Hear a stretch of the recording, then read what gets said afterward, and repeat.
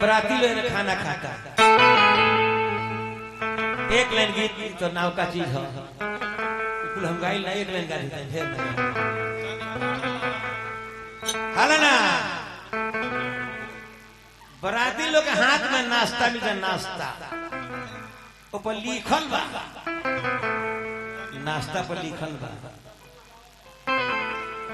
तनी पढ़ लो का लिखल बा का लिखल बा तवार लिखल बा तनी पढ़ लो अरे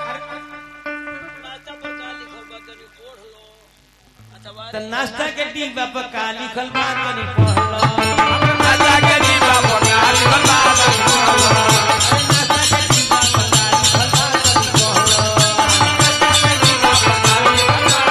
अखबार लिखल बा कि सोमार लिखल बा कि तारा पहिना के चार गो भतार लिखल बा पढ़ लो अखबार लिखल बा कि सोमार लिखल बा तारा पहिना के चार गो भतार लिखल बा तारा पहिना के चार गो भतार लिखल बा पढ़ लो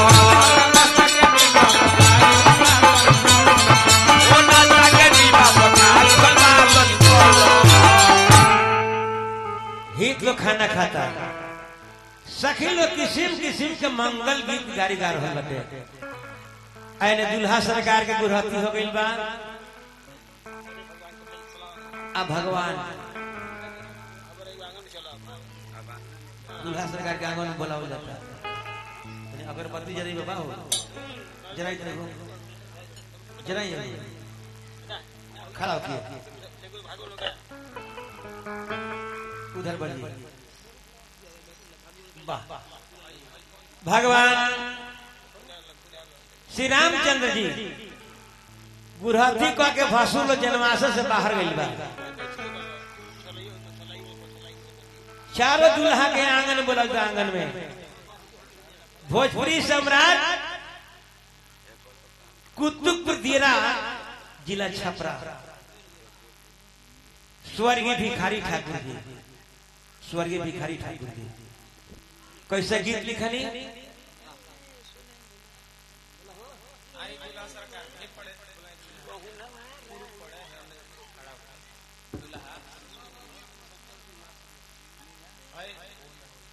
वाह पहले आप बोलावा ना चलो सखी लोग क्या कहता आइले सुनैना के अंगना पहुनवा राघव आइले सुनैना के अंगना पहुनवा राघव आइले सुनैना के अंगना पहुनवा राघव आइले सुनैना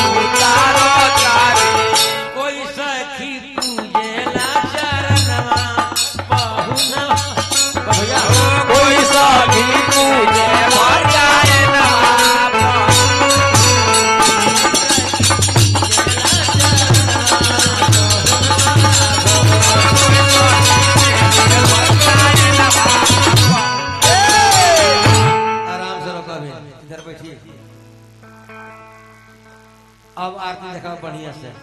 अच्छा से सखी चारों दुल्हा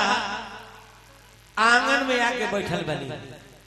तो सखी लोग पहले आरती घुमाओ था भगवान की आरती।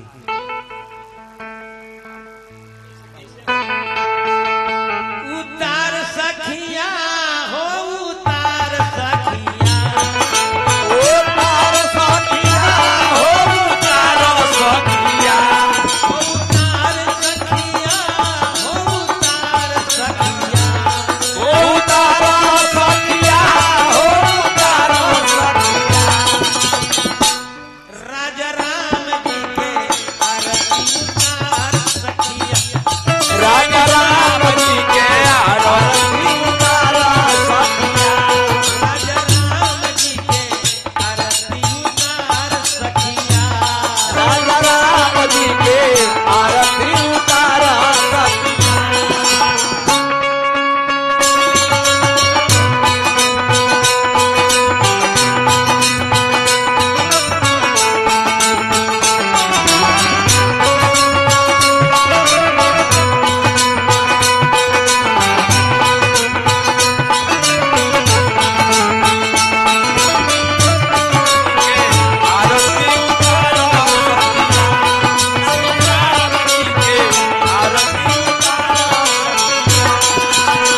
गीत पर गौर करें।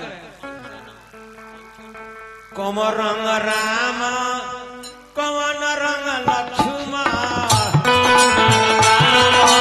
कौन रंग लक्ष्मण, कौन रंग राम कौन रंग लक्ष्मण,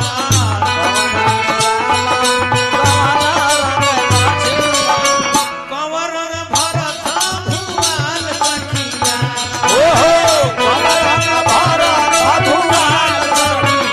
कौन रंग भरत भुवन सखिया, कौन रंग भरत भुवन सखिया।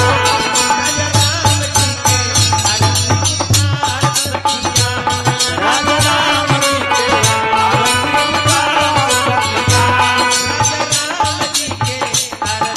उतार सखिया, राजा राम जी के आरती उतार सखिया। सावर रंग राम गोरे रंग लक्ष्मण, सावर रंग राम गोरे रंग लक्ष्मण, सावर रंग राम गोरे रंग लक्ष्मण, सावर रंग राम गोरे रंग लक्ष्मण, पितर रंग भरत भुवन सखिया, पितर रंग भरत भुवन सखिया, पितर रंग भरत भुवन सखिया, पितर रंग भरत भुवन सखिया।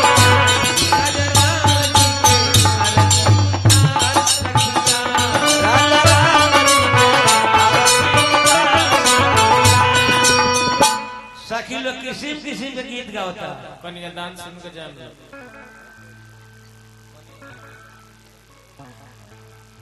प्रेम से बैठी लोग भगवान के सिंदूरदान कोहबर सुन के तब जाई जला। यह नियम है। अधूरा ना छोड़े। कोई के गीत प्रसंग होके अच्छा से सुन बूझ के तब जाए के चाहिए। चार दुल्हा आंगन में आइल बनी, सखी लोग आरती घुमावता। आराम चारों भाई के, चारों भाई के सखी लोग धोती पहना होता। ले आओ धोती लाई, धोती लाई। बड़ा बढ़िया चीज पर चाचा जी गौर करे। जे बियाह शादी में ना बैठल होते, अब हम का कही, आज बैठ के एक चीज के सुनी, विवाह का कहाला का चीज हो, थोड़ा गौर से सुने में लगे। चारों दुल्हा के सखी ले धोती पहरा होता, बाबा धोती लिया होता ठाकुर जी।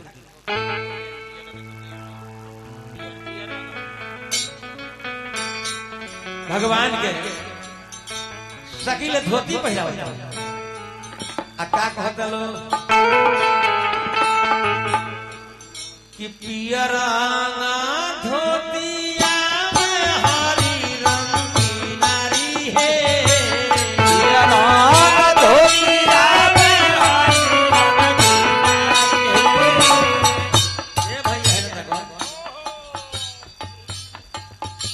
पियर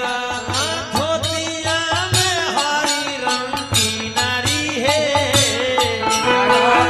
धोतिया में हरी रंग की श्री राम दुल्हा दुल्हन ससुरारी है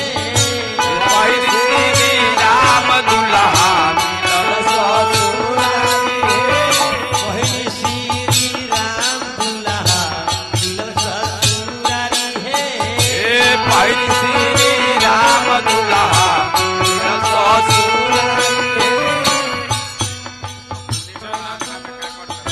सखी लोगवा गवतारी मन मन में गारी है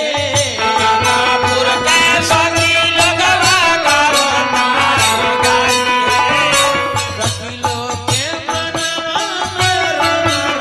के गारी है नागपुर के सखी लोगवा के कमालो गारी है सखी लोगवा गवतारी रंग के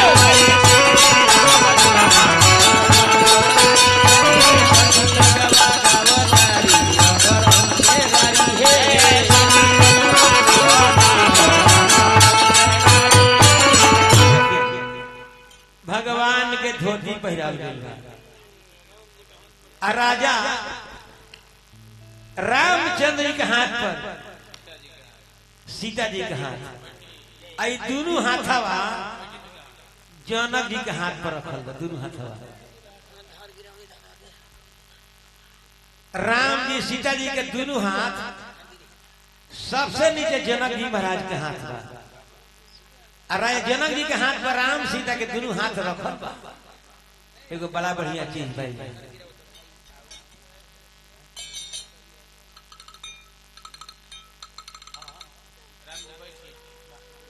बैठिए कुर्सी पर नीचे नीचे बैठिए नीचे बैठिए नीचे बैठिए नीचे बैठिए हाँ बहुत सुंदर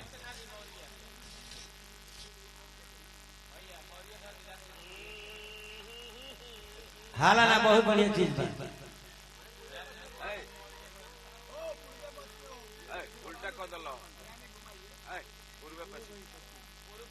अच्छा हाँ दिशा अपने लोग में हमनी के का समझ में आता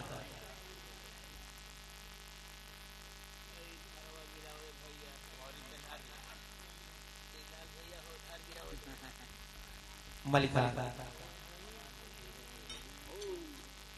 वार्ड नंबर 14 से श्री उप मुखिया श्री रविंदर शर्मा जी कन्यादान में 50 का दान के लिए बने आराम से बैठी बाबा बैठी बैठ रोरा कष्ट होता हम देखते कुर्सी धा दी कुर्सी धा दी तेरसुलवा धा दी तेरसुल रखिए नीचे आप बैठिए यहाँ बैठिए बैठिए नीचे हाथ रखिए नीचे हाथ राम जी का हाथ ऊपर राम जी का हाथ हाँ आराम से हाथ उठाए के ना चाहिए कन्यादान होता हबलाए के दर बने हाँ चाची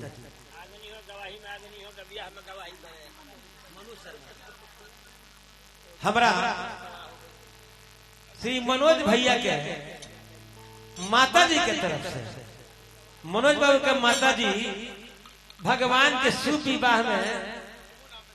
1 मुठ्ठा रुपया दिल बनी 1 मुठ्ठा हम पूरा परिवार के गोड़ लगता है चरण पे एगो बात पर ध्यान दे संसार में कोई के बेटी बहन होके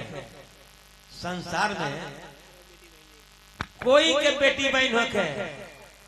बेटी का है बेटी कौन चीज है ए पर थोड़ा गौर से सुने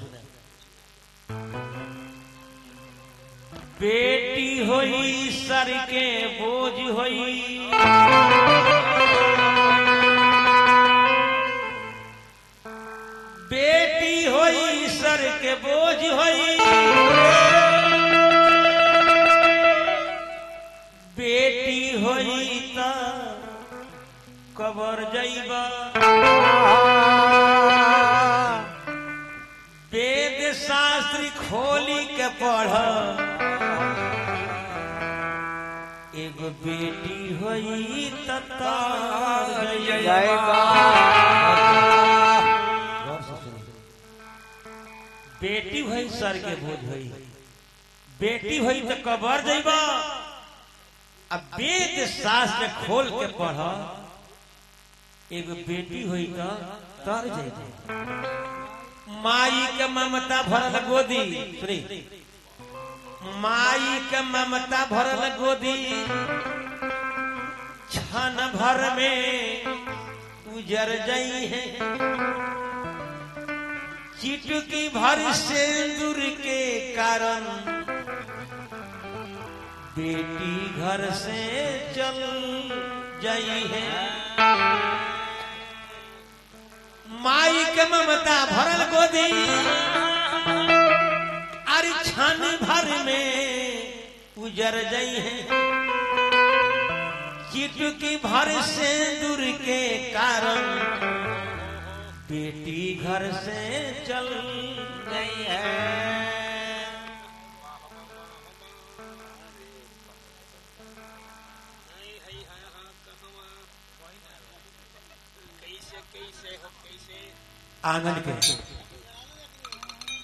आंगन में महतारी बहन बेटी किसी गीत सुसुक सुसुक के गावत है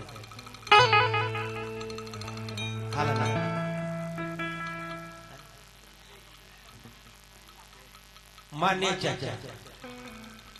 आदरणीय माननीय चाचा श्री कालेश्वर सिंह जी कन्यादान में 100 रुपया के दान दिले बनी चाचा के हम गोल लगे जेकरा श्रद्धा प्रेम होखे एक कन्यादान में बाप भाई महतारी बहन बेटी कोई होखे कन्यादान में भाग जरूर ले ली के ये जे रोवेला धिया धीरतिया के ये रोवेला भीनु सार है के ये जे रोवेला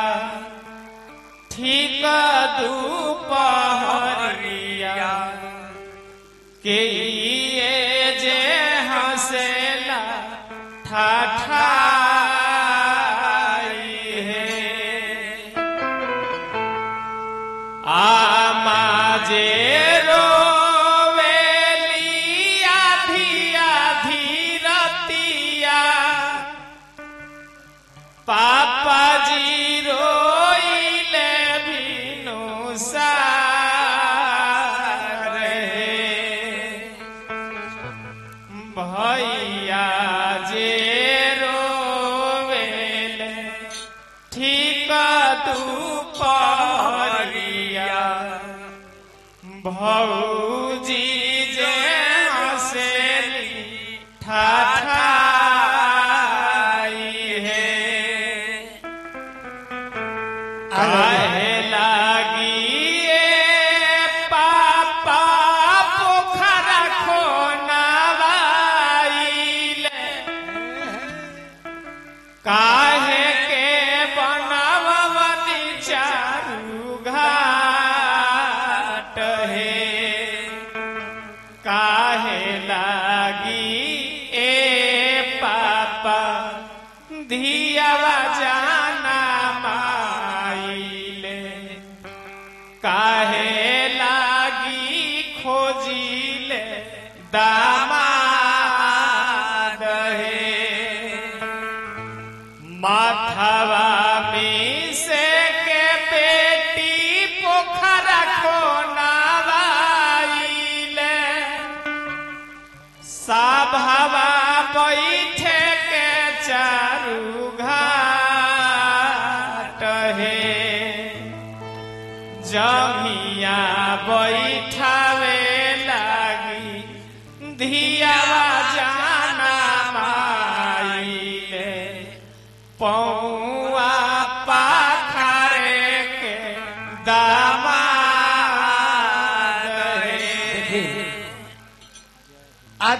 माने बाबू श्री तेज नारायण सिंह जी। बाबू श्री तेज नारायण सिंह जी हमने के परिवार के मेहमान के तरफ से 100 रुपए का पुरस्कार बा, हम गोल लगता है। सीता जी का कन्यादान होता है, हमने के महतारी बहन बेटी गावेली और आंख से झरझर नूर बहल। बेटी का कहली हो, काहे लागी पापा अरे तमुआ तनवल। अरे एक और ही भाई कि यारे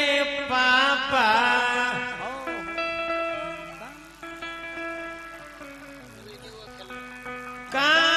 कावाना हो नगरिया जुआवा खेलनी तता राके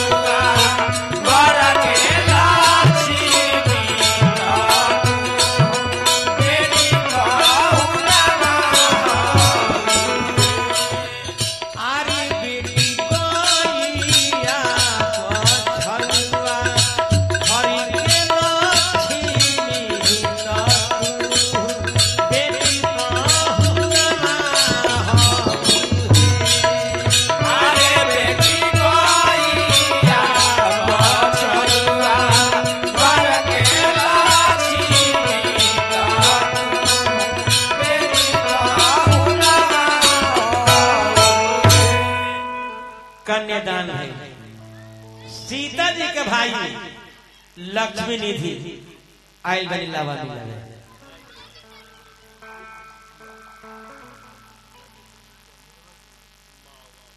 बसंतपुर पंचायत के पूर्व मुखिया श्री निर्मल कुमार सिंह, श्री निर्मल कुमार शर्मा जी, श्री निर्मल कुमार शर्मा जी पूर्व मुखिया जी कन्यादान में 200 रुपए के पुरस्कार देने बनी। हम चरण के गोल लगते हैं चाचा के। देखिए कन्यादान होता, कन्यादान के बाद सिंदूरदान होला। तो सीता जी के भाई एक और गीत गाते कन्यादान।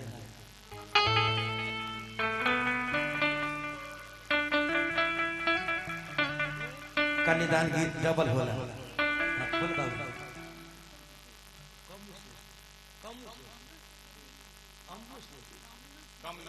आदरणीय माननीय बाबू श्री कमलू सिंह जी के बेटी हमारे भतीजी के तरफ से अच्छा ठीक है 100 रुपये पुरस्कार बा। बेटी भतीजी के हार्दिक अभिनंदन नमस्कार। धरती की जय जयकार। कन्यादान होता कि हमारा बड़ी पुरानी गीत हो। सीता हो बेटी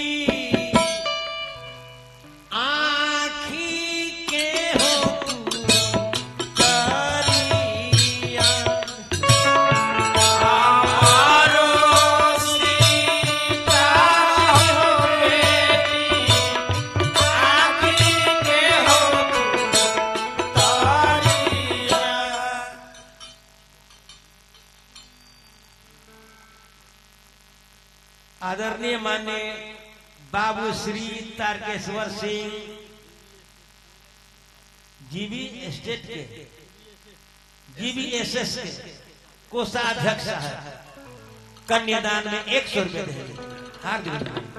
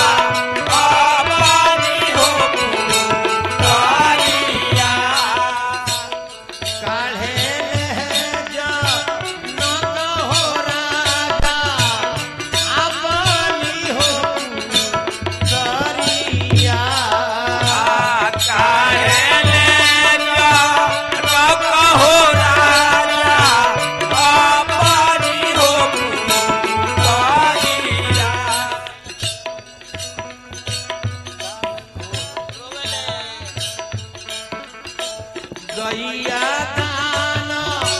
करी है बाबा गो छरुआ दान हो करी है कहिया दान करी है बाबा को छरुआ दान हो करिया दान तू करी है बाबा का मान जानी हो करी है दाना तू करिया बाबा आपा पाना जानी हो करिया दान तू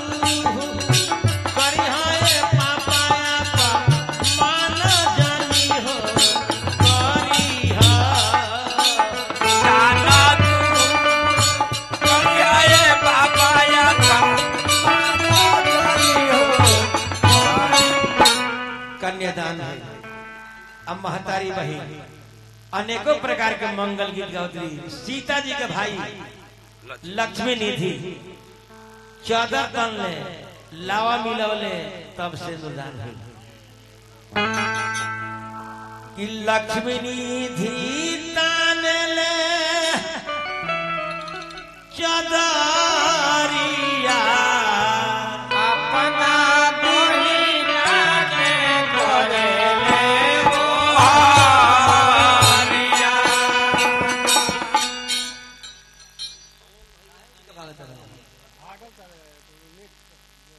बैठे राम सभी अभी तो कन्यादान होता है।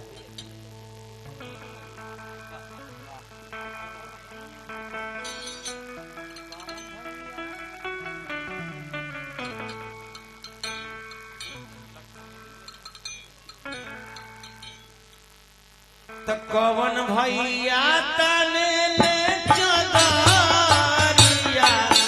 अब के करा के मारे ले नजरिया कौन भैया तान ले चदरिया अपना बहिना के मरे ले ओ हरिया लक्ष्मी निधि भैया तने ले चदरिया अपना दीदिया के मारे ले ओ हरिया भैया तान ले चदरिया अपना बहिना के मरे ले ओ दीदिया के मारे ले ओ हरिया अपना दिया के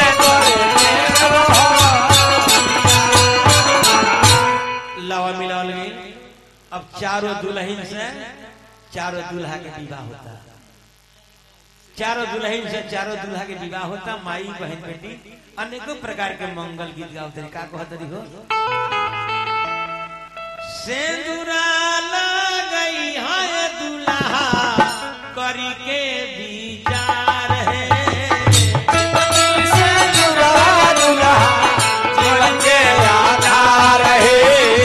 सेंदूरा लगई है दूल्हा करी के विचार है करके विचार है सेंदूरा लगई है दूल्हा करके विचार है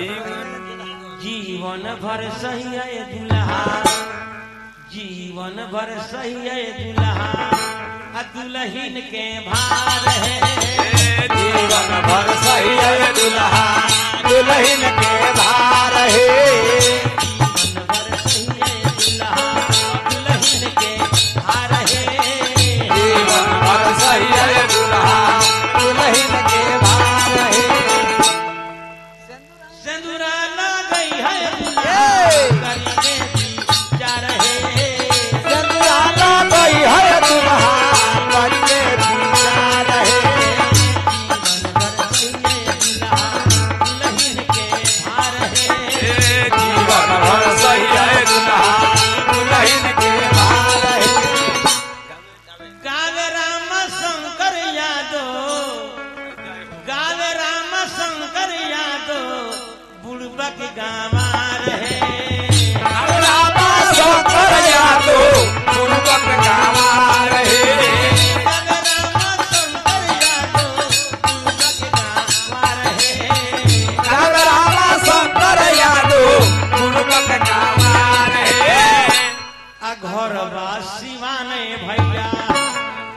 घर बासिवा नहीं भैया जेल के किनारे है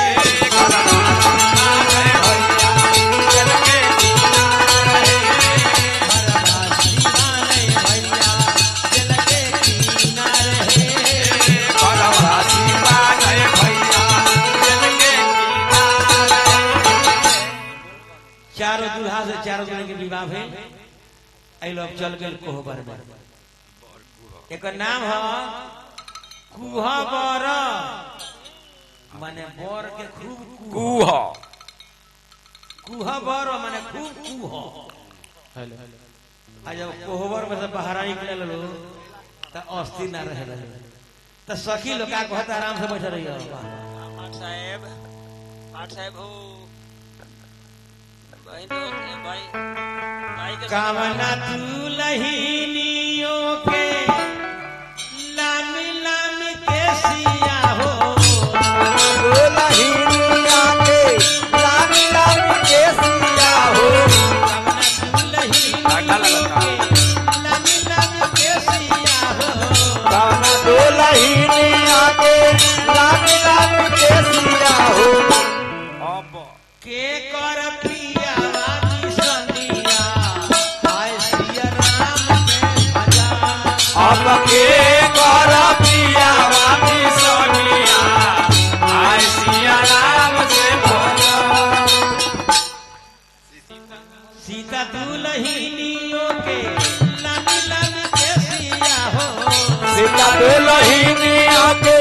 लामी लामी के सिया हो सीता दुलहिनियों के लामी लामी के सिया हो सीता दुलहिनिया के लामी लामी के सिया हो अब नहीं के पिया वादी सनिया आय सिया राम के भजा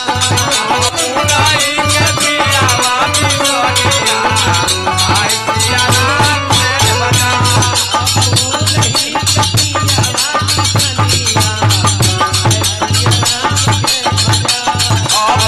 नहीं के पिया वादी सनिया आय सिया राम के भजा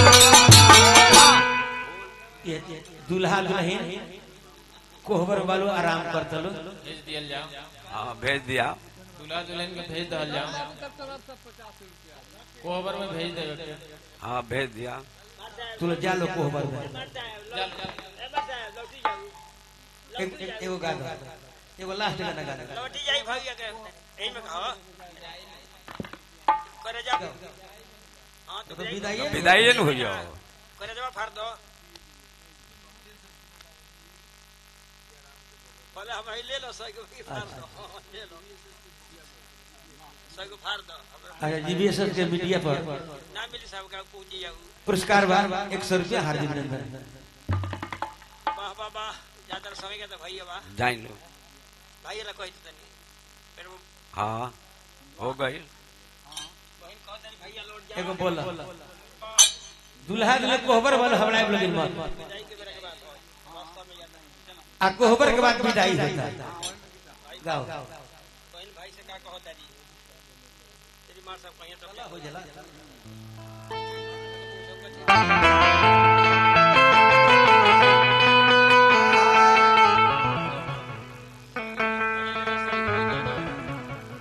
आराम से बजवाली हले बजनिया हो लोगावा डोलिया लिहले कहाँ बजनिया हो लिहले